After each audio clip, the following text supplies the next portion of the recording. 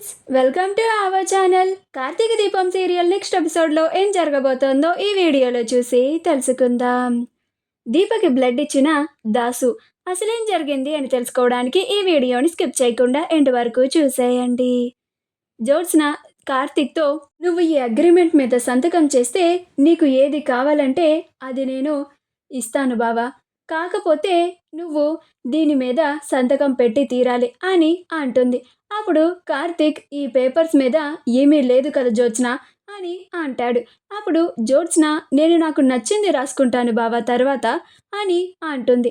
అప్పుడు కార్తీక్, అంటే నేను ఇప్పుడు నా భార్య దీప ప్రాణాన్ని నిలబెట్టుకోవడానికి నన్ను నీ దగ్గర తాకట్టు పెట్టుకోమని చెప్తున్నావా అని అంటాడు.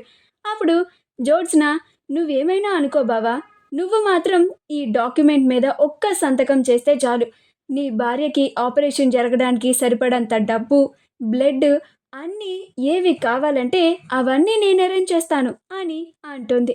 అప్పుడు కార్తీక్, నీ బుద్ధి నాకు తెలుసు జ్యోత్స్న, ఒక పక్క నా భార్య ప్రాణాలు పోయే పరిస్థితుల్లో ఉంటే ఇక్కడ నువ్వు అగ్రిమెంట్ మీద సంతకం చేయమని అడుగుతున్నావు, ఛీ అని అంటాడు. అప్పుడే దాసు అక్కడికి వస్తాడు.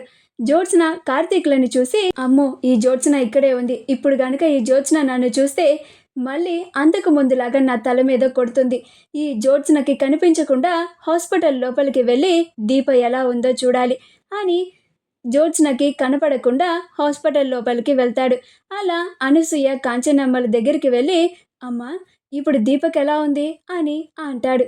అప్పుడు అనసూయ, పల్స్ పడిపోతుందని డాక్టర్లు చెప్తున్నారు, కార్తీక్ బాబేమో డోనర్ కోసం బయటికి వెళ్ళారు, దీపకి అర్జెంటుగా బ్లడ్ ఎక్కించాలని డాక్టర్లు చెప్తున్నారు అని అంటుంది.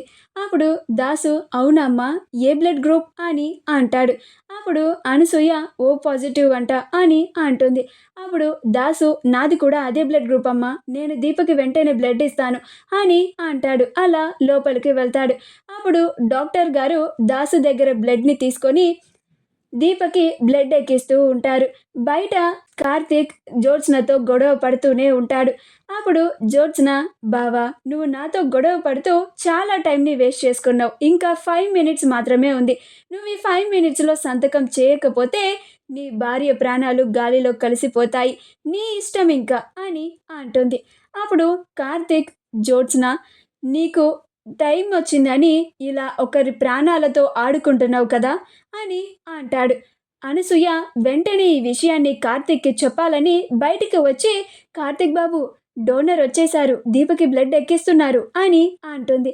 ఆ మాట వినగానే కార్తీక్ చాలా సంతోషపడిపోతాడు. అలాగే అనసూయ గారు, నేను వస్తున్నాను పదండి అని అంటాడు. అప్పుడు అనసూయ లోపలికి వచ్చేస్తుంది.